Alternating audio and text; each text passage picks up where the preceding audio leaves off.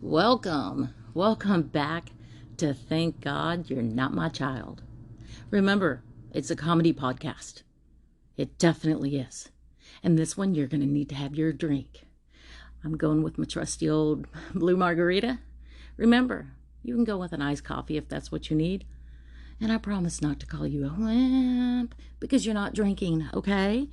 I don't drink coffee. You can call me a sucker. So this week, you're going to need a drink because we're going to talk about those pesky little kids that talk back. Let's just clarify that. I haven't seen too many kids, hadn't tried it. And when you listen to some of these stories, you just might remember what would have happened to you when you were little. Okay, I'm going to start with these stories on TikTok. I made a very interesting TikTok. And I just don't know about you, but screaming at your mother to clean the room or to shut up, I know what would have happened to me. First of all, if I'd screamed to my mom to clean my room up, I might not have had a room in the house, just saying.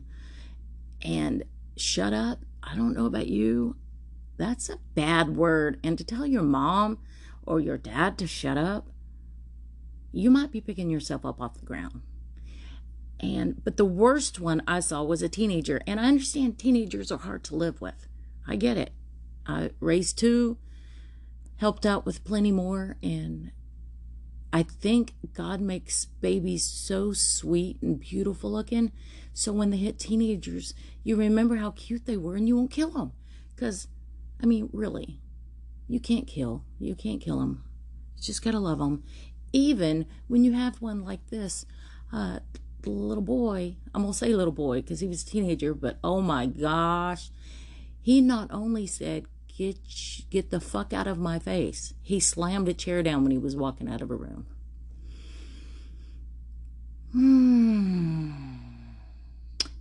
What do you think would happen to you? Yeah. And you know, everybody wants to say they need a whooping. But you know what? Whoopings aren't going to help with this mouthy mouth. I had my mouth washed out when I was a kid. And if you think your child's going to get sick and die from a couple of mouth washouts, you're the problem. I'm just saying, you're the problem. I had my mouth popped when I was a teenager. We talked about that in one of the episodes. Don't call your sister a bitch. See, lesson learned. Don't talk back. So yes, I didn't have too many times because I'm not ignorant, as some people would believe that I was, but you know, I'm smart. But talking back to your mama or your daddy, and Lord forbid if you're brave enough to talk back to your grandparents. Yes, I can guarantee you my grandparents. Yeah, I think I would have probably been picking some okra or something. Do you understand what picking okra involves? Yeah, let me tell you. When you get in trouble at the grandparents' house, you might have to pick okra. And it's ready in like August, if you know what I mean, 100 plus degrees. And you have to wear a long sleeve shirt. You have to wear gloves. You have to wear jeans. You have to wear boots. And you have to wear a hat. And you do not talk back more than once. At least I didn't. Remember, I'm not ignorant. Because the punishment grandparents have is so much worse than your parents. But your parents learned from the best, just saying. So yeah. So what do you do when your kid talks back? I don't know. My kids talked back, I think, normal. I never had any big, huge problems. I did have a daycare parent once, Sarah, I've talked about her before. She's a good friend of mine. Explained to me why you let your kids argue with you like that. And I was really shocked because I guess I never saw it as talking back. And like, you know, and I'm 10 years older than Sarah, you know, and my kids are older. And in that position, most people think that, well, I know it all. But you know what? Sarah brought it to my attention how much my kids were talking back to me. And we nipped it in the butt, you know. It took a little while, but we nipped it in the butt and changed our habits.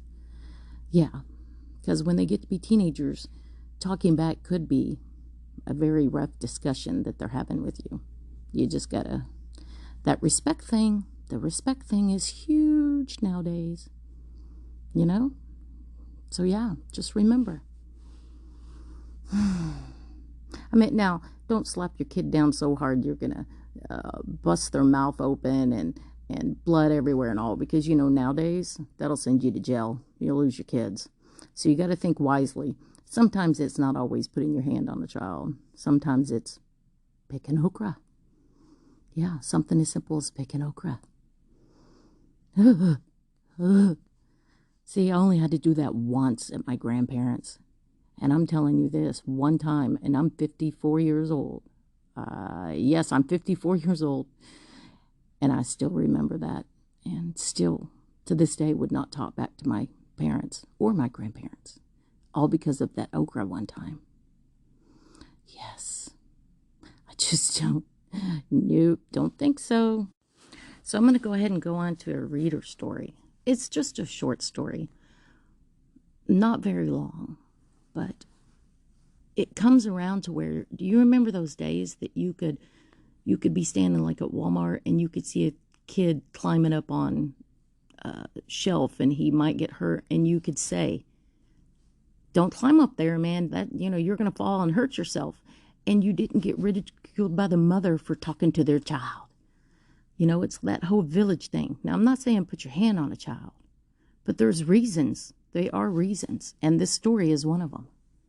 Yeah, so this is from Steve. Let me look. Steve. Yeah, Steve from Long Beach. Okay, just shout out to Long Beach. I have actually been there. I've only been to California 5 or 6 times, but I've been to Long Beach. Cruised out of there once. Yes. It's pretty cool. It has a beach. Ha!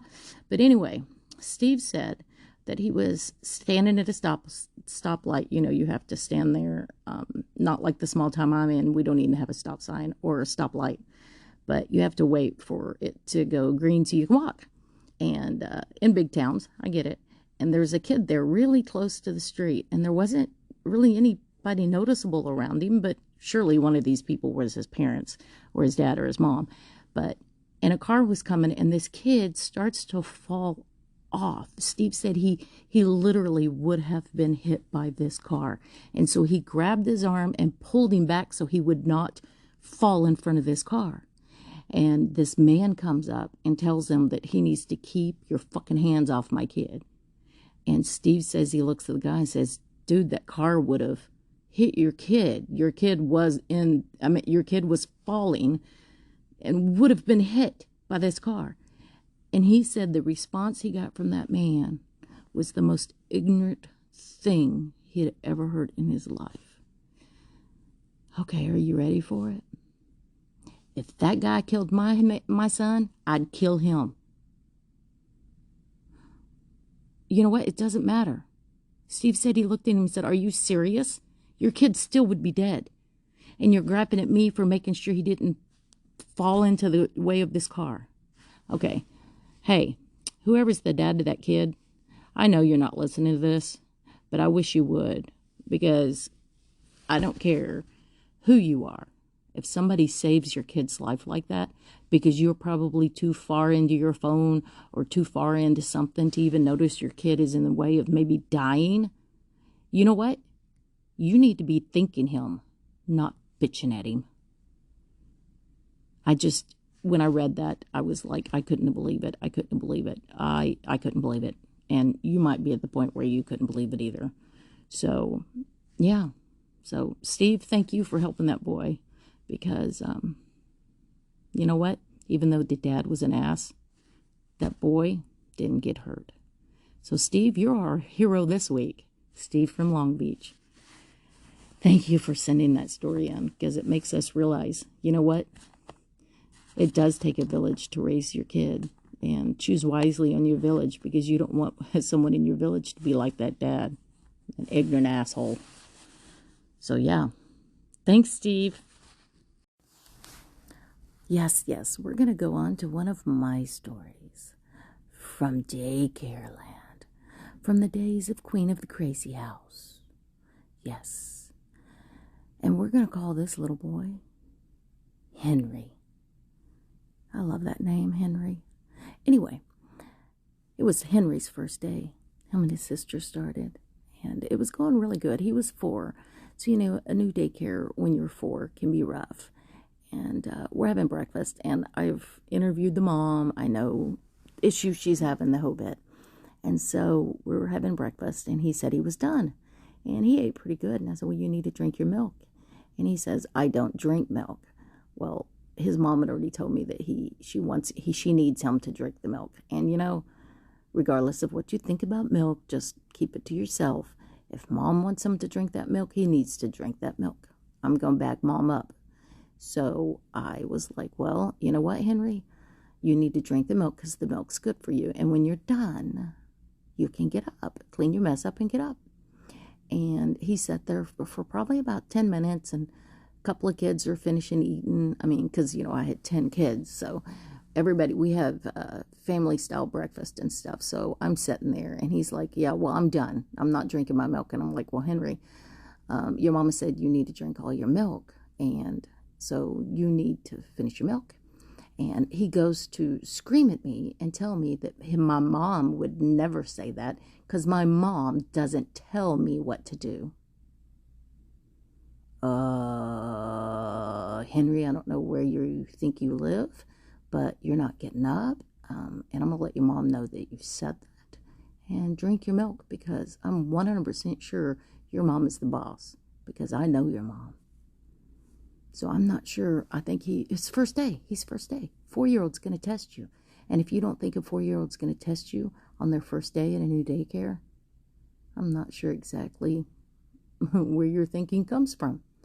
So we cleaned up breakfast, and he's still sitting there. Now, just to go, I have to have ice in my milk to drink it. So once I realized he was having a hard time drinking the milk, I immediately said, oh, let's put some ice in there to make it cold for you. Just because I know he might sit there for a while. Not my first rodeo. So we sat there, and I get breakfast cleaned up. And he was probably there for 30 minutes, no judgment zone, remember? But his mama said that she was having problems with this, and I wasn't going to let him bring it into daycare. So we got to nip it right off the bat. And so he sat there and tried to scream at me, you're not my mom, you're not my mom, you're not my mom, you're not my mom. And that was one of the times I turned around and said, well, thank God you're not my child. Yeah, I said it a lot in daycare, but, sometimes you got to hold out. Mom wants him to drink the milk. I'm going to back mom up. He's upset at me, but eventually he finished the milk. Then he went to tell me it was really good with ice in it, and asked me if we could have ice in milk all the time. Well, yes, Henry, I can put ice in your milk every day we drink it. I don't mind. And he asked so nice. And we ended up having a really good time. I pulled the bluff. I backed up his mom.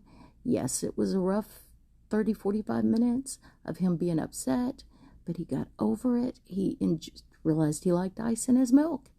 And it was a big learning lesson. Now, he's not my child, so screaming at me, my child probably would have been sent to their room to let me breathe for a little while. But, it's not my child. And that's where I came up with, thank God you're not my child, because I just got to back your mama up. Because, I was just their daycare provider, and I had my rules that we had to do, which they read my contract and read my rules. But bottom line is, they're not my child. So I'm going to back that mama up. Yep, I did. Back that mama up. That's your best daycare providers, your best teachers. Here's my rules. If you agree to my rules, then I'm going to, we're going to discuss what you're having problems with, and I'll help you. Because remember, as in like last week's episode, consequences. His consequences of screaming and not wanting to drink his milk, he had to sit there for a while. So yeah, consequences. Remember, if you threaten, you carry out, because those kids will definitely run all over you if you don't. So yeah, that was Henry's story. And just to let you know, I think Henry is maybe 14 now, and he's a pretty good kid. He's a normal kid. Remember, everybody messes up sometimes, but he's a normal kid, and I still see him sometimes, and, you know, I bet he doesn't talk back to that mama that much, though, because that mama, she's one badass mama. Badass mama. You don't have to worry about those mamas. The one that says, I'm the mama. I'm the mama. And it almost feels like in Matilda, you don't want to tell your kid, I am bigger, I am, you know what his dad said, what, I'm big, you are small. You don't want to do that. But in a loving way, you need to let your kids know, I am the mom. I think my kids understood that. I know my kids understood that. I might have been kind of a strict mama. Yeah, I might have been. I don't think my kids listen to this, so they're not going to have any responses. You'd think they might want to, but, you know, me rambling on about their childhood's probably not something you want to hear your mom talking about. But my mom can go on about my childhood, and we can just laugh, because, man, did I do some clown stuff with my mama. Well, anyway, I'm going to close out this episode, and it's been fun again. If the only thing I do is talk to myself and get to listen to it, it's worth doing a podcast. But if you listen to it, remember, 5 stars takes me a long way. So just remember, when you see that kid throwing a fit in that store, or you see him talking back to your mama, just remember, say, thank God you're not my child.